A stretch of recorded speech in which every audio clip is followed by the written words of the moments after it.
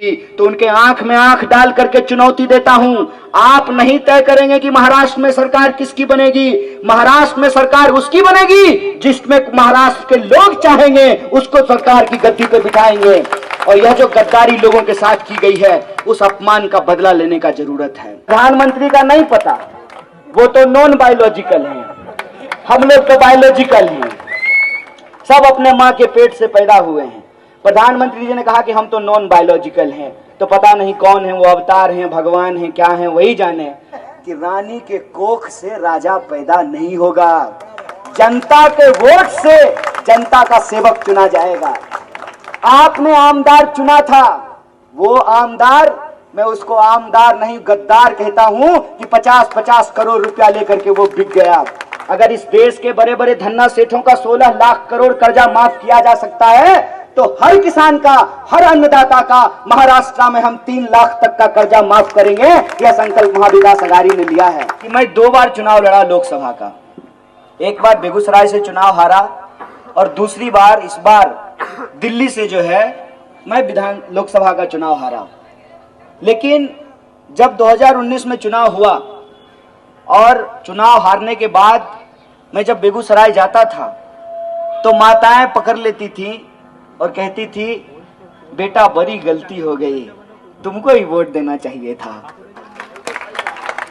अभी मैं ज्यादा नॉर्थ ईस्ट बहुत कम जा पाया हूं, लेकिन जब भी जाता हूं तो लोग आकर के कहते हैं अपने दुकानों से निकल करके कि भाई साहब गलती हो गई। वो आदमी तो कोई काम नहीं करता है, कम से कम आप होते तो पार्लियामेंट में मजबूती से हमारी आवाज तो उठाते। गलती हो गई। राजनीति और जीवन में एक बड़ा फर्क है। जीवन में क्या कहते हैं कि सुबह का भूला अगर शाम को आ जाए तो उसको भूला नहीं कहते हैं। आज की गलती आप कल ठीक कर सकते हैं, सुबह की गलती आप दोपहर में ठीक कर सकते हैं। लेकिन राजनीति में क्या होता है कि एक बार जब आप गलती करते हैं तो 5 साल आपको इंतजार करना पड़ता है। तो मैं तो सिर्फ आपसे ये गुजारिश करने के लिए आया हूं कि देखिए, इस देश में अन्याय हो रहा है, इसमें कोई दो राय नहीं है।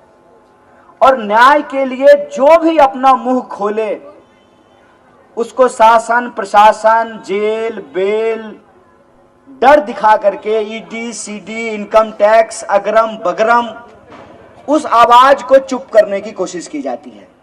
झूठे मुकदमे लगाए जाते हैं, जेलों में डाला जाता है।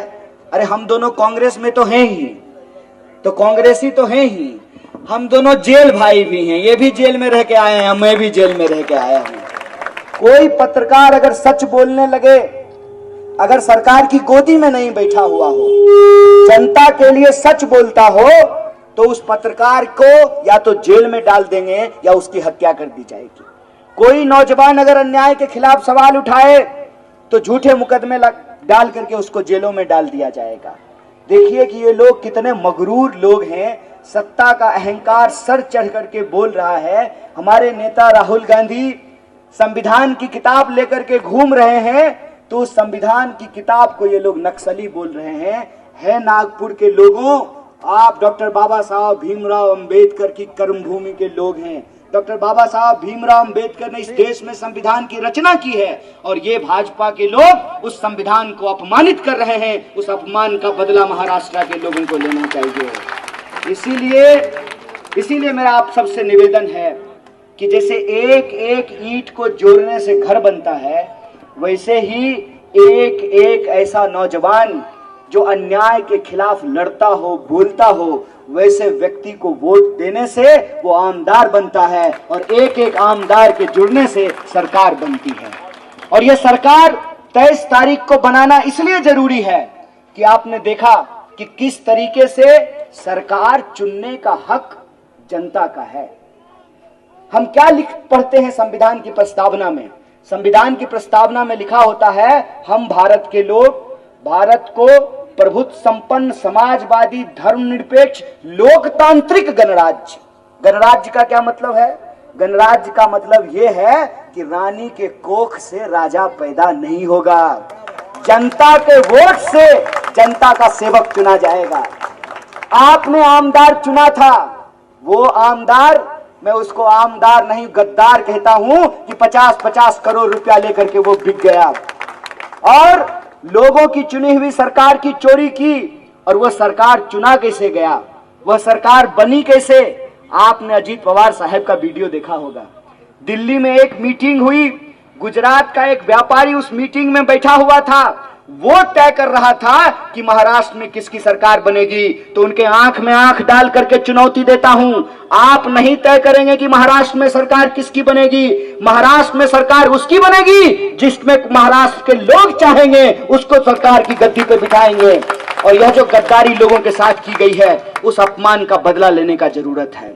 अगर आप उस अपमान का बदला लेंगे तो आपके सम्मान में महाविकास अघाड़ी काम करेगी। और हमारे जो लड़ने वाले योद्धा हैं, जो वैचारिक लोग हैं, जो अब अंबानी की तिजोरियों में बंद पैसों से अपना ईमान बेचने वाले नहीं हैं, वैसे नौजवानों को जो है प्रत्याशी बनाया है। आज जब मैं गाड़ी से आ रहा था तो मुझे एक नौजवान ने कहा कि भैया नागपुर में घूम रहे हैं, लगता नहीं है कि यहाँ पे आरएसएस का मुख्यालय है। हमने कहा बाबू तुमको विदर्भ का इतिहास नहीं मालूम है। विदर्भ एक ऐसी भूमि है, विदर्भ एक ऐसा इलाका है कि विदर्भ के लोगों के दिल से कांग्रेस को नहीं निकाला जा सकता है और कांग्रेस से विदर्भ को नहीं अलग किया जा सकता है।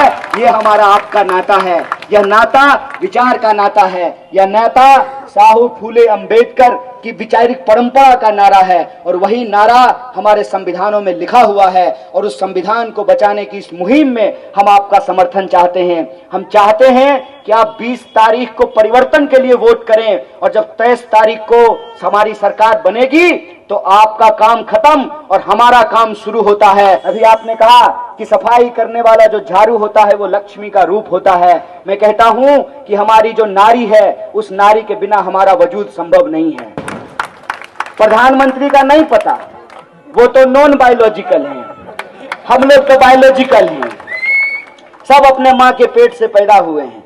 प्रधानमंत्री जी ने कहा कि हम तो नॉन बायोलॉजिकल हैं, तो पता नहीं कौन है वो, अवतार हैं, भगवान हैं, क्या हैं, वही जाने। हम लोग तो खाना खाते हैं और खाना अन्नदाता पैदा करता है।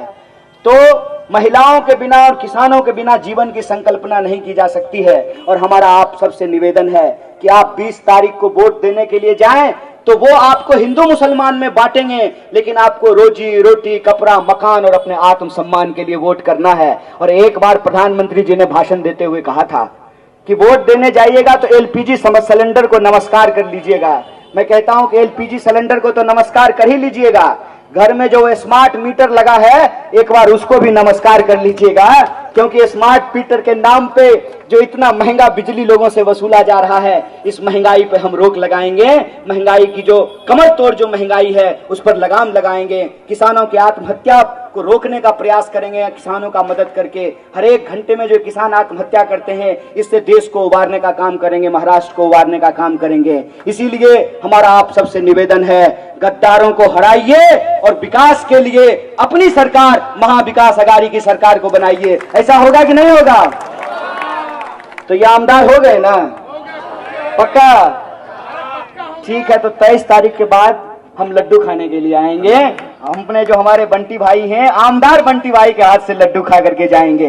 बहुत बहुत शुक्रिया, बहुत बहुत धन्यवाद। एक बार आप हमारे साथ नारा लगाइए, परम पूज्य डॉक्टर बाबा साहब भीमराव अंबेडकरांचा, छत्रपति शिवाजी महाराजांचा, क्रांती ज्योती ज्योतिबा फुलेंचा और महाविकास आघाडीचा, महाविकास आघाडीचा वारे पंजाब, वारे पंजाब।